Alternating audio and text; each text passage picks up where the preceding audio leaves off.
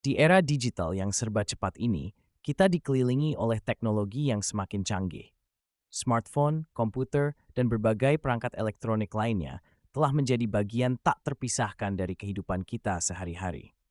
Kemudahan yang ditawarkan teknologi memang sangat mengagumkan, namun di balik itu semua, terdapat dampak yang signifikan terhadap lingkungan. Setiap kali kita mengakses internet, mengirim email, atau menonton video streaming, kita sebenarnya berkontribusi pada konsumsi energi yang sangat besar. Pusat data yang menopang dunia digital kita beroperasi 24/7 dan membutuhkan pendinginan yang konstan sehingga menghasilkan emisi karbon yang tinggi. Selain itu, produksi perangkat elektronik juga melibatkan proses yang kompleks dan menghasilkan limbah elektronik dalam jumlah besar. Limbah elektronik ini mengandung bahan-bahan berbahaya seperti timbal, merkuri, dan kadmium yang dapat mencemari lingkungan jika tidak dikelola dengan baik. Dalam presentasi ini, kita akan membahas lebih dalam tentang dampak lingkungan dari teknologi, serta upaya-upaya yang dapat dilakukan untuk mengurangi dampak tersebut. Setiap hari, kita menggunakan teknologi untuk bekerja, berkomunikasi, dan beraktivitas online.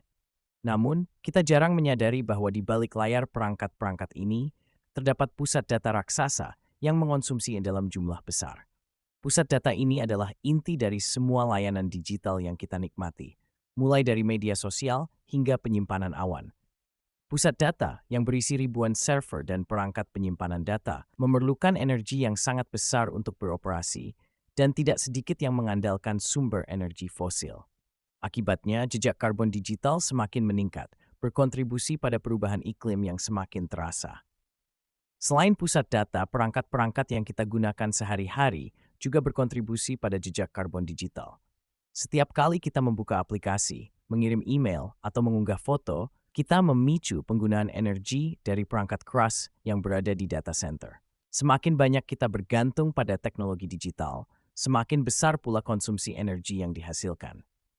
Tetapi, bukan berarti kita tak bisa melakukan perubahan.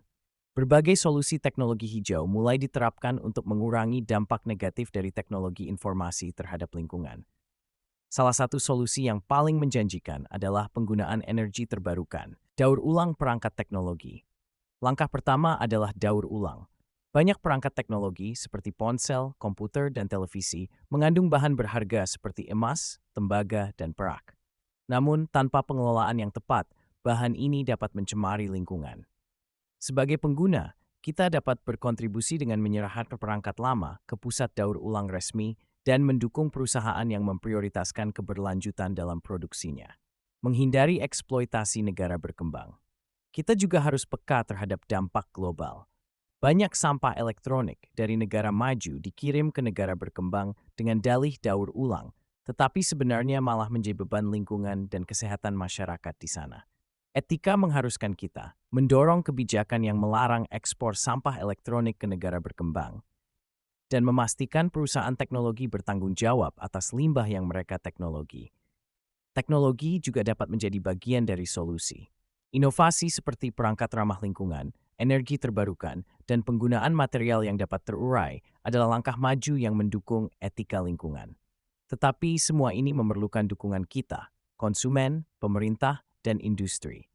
Etika lingkungan bukan hanya tentang teknologi, tetapi juga tentang tanggung jawab kita terhadap planet ini dan sesama manusia.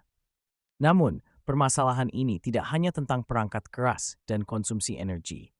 Pengembang teknologi, mulai dari insinyur perangkat lunak hingga perusahaan besar, memiliki tanggung jawab sosial yang tak kalah penting.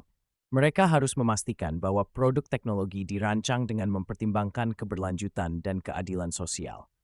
Rantai pasok global yang sering kali melibatkan negara berkembang harus beroperasi secara etis.